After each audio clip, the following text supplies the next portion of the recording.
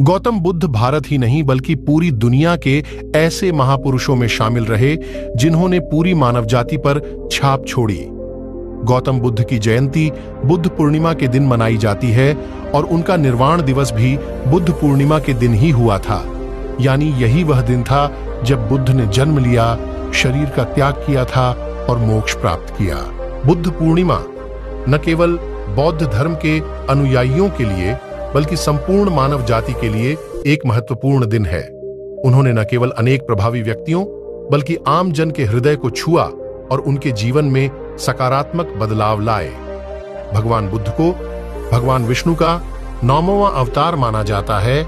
इस दृष्टि से हिंदू धर्मावलंबियों के लिए भी उनका महत्व है।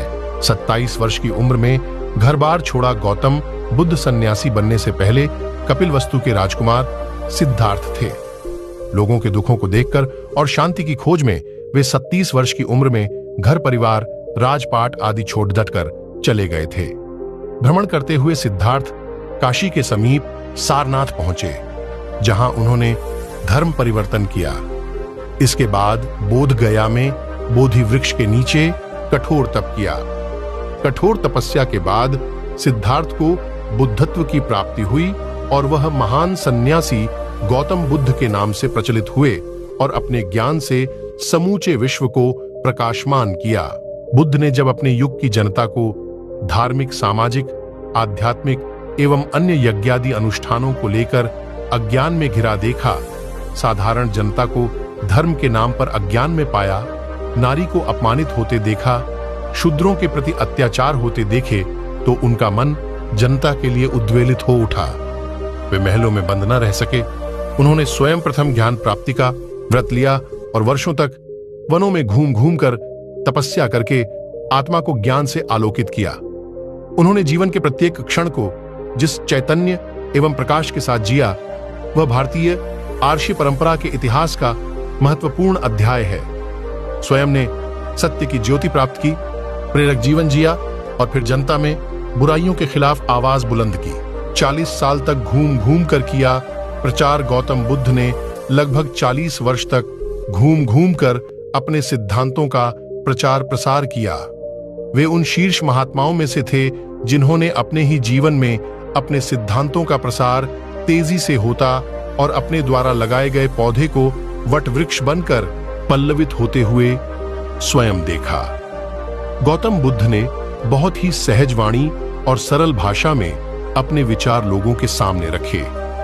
अपने धर्म प्रचार में उन्होंने समाज के सभी वर्गों, अमीर गरीब, ऊंच नीच तथा स्त्री पुरुष को समानता के आधार पर सम्मिलित किया। लोगों के दुखों को अपने विचार का माध्यम बनाया। सन्यासी बनकर गौतम बुद्ध ने अपने आप को आत्मा और परमात्मा के निरर्थक विवादों में फंसाने की अपेक्षा समाज कल्याण की ओर अधिक ध्यान दिया। उनके उपदेश मानव को दुख एवं पीड़ा से मुक्ति के माध्यम बने, साथ ही साथ सामाजिक एवं सांसारिक समस्याओं के समाधान के प्रेरक बने, जो जीवन को सुंदर बनाने एवं माननीय मूल्यों को लोकचित्त में संकलित करने में विशिष्ट स्थान रखते हैं। यही कारण है कि उनकी बात लोगों की समझ में सहज रूप से ही आने लगी। महात्मा बुद्ध ने मध्यम मार्ग अपनाते हुए अहिंसा युक्त 10 शीलों का प्रचार किया, तो लोगों ने उनकी बातों से स्वयं को सहज ही जुड़ा हुआ पाया। उनका मानना था कि मनुष्य यदि अपनी तृष्णाओं पर विजय प्राप्त कर ले तो वह निर्वाण प्राप्त कर सकता है। इस प्रकार उन्होंने पुरोहितवाद पर करारा प्रहार किया और व्यक्ति के महत्व को प्रतिष्ठित किया। बौद्ध धर्म से सम्राट अशोक हुए थे प्रभावित। युद्धों पर रोक लगाई गौतम बुद्ध ने बौद्ध धर्म का प्रवर्तन किया और बौद्ध भिक्षुओं को संगठित किया। गौतम बुद्ध का अहिंसा एवं करुणा का सिद्धांत इतना लुभावना था कि सम्राट अशोक ने 2 वर्ष बाद इससे प्रभावित होकर बौद्ध मत को स्वीकार किया और युद्धों पर रोक लगा दी। इस प्रकार बौद्ध मत देश की सीमाएं लांघकर विश्व के कोने कोने तक ज्योति फैलाने लगा। इसने भेदभावों से भरी व्यवस्था पर जोरदार प्रहार किया। विश्व शांति एवं परस्पर भाईचारे का वातावरण निर्मित करके कला, साहित्य और संस्कृति के विकास के मार्ग को प्रशस्त करने में इसने महत्वपूर्ण भूमिका निभाई है। कुछ दशक पूर्व संविधान के निर्माता डॉक्टर भीमराव आम्बेडकर ने भारी संख्या में अपने अनुयायियों के साथ बौद्ध मत को स्वीकार किया ताकि हिंदू समाज में उन्हें बराबरी का स्थान प्राप्त हो सके।